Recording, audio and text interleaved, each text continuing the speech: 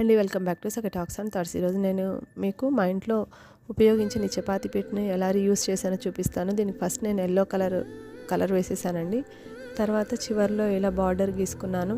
So మధ్యలో Kolam type of ముగ్గు వేస్తున్నానండి.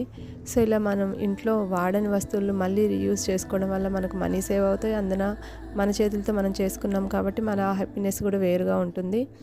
సో ఇలాంటి మంచి మంచి ఐడియాస్ కోసం మన ఛానల్ని సబ్స్క్రైబ్ చేసుకోండి. సో ఇలా నేను దీనికోసం ఫ్యాబ్రిక్ పెయింట్స్ని యూస్ చేశానండి. ఎల్లో అండ్ రెడ్ కలర్ మంచి కాంబినేషన్ కదా, చూడడానికి కూడా చాలా అందంగా కనిపిస్తుంది. సో ఫైనల్ లుక్ అయితే ఇలా వచ్చింది. దీన్ని మనం డైనింగ్ టేబుల్స్ మీద యూస్ చేసుకోవచ్చు అండ్ స్టడీ టేబుల్స్ మీద యూస్ చేసుకోవచ్చు, కిచెన్లో కూడా యూస్ చేసుకోవచ్చు అండి డెకరేటివ్ ఐటమ్గా. దీన్ని అయితే నేను మా టేబుల్ మీద క్యాండిల్ లైట్ హోల్డర్ని హోల్డ్ చేయడానికి యూస్ చేశాను. సో ఈ white colour candle light holder yellow red and కాంబినేషన్తో చాలా బాగుంది. మీకు నచ్చితే షేర్ చేయండి. Thank you.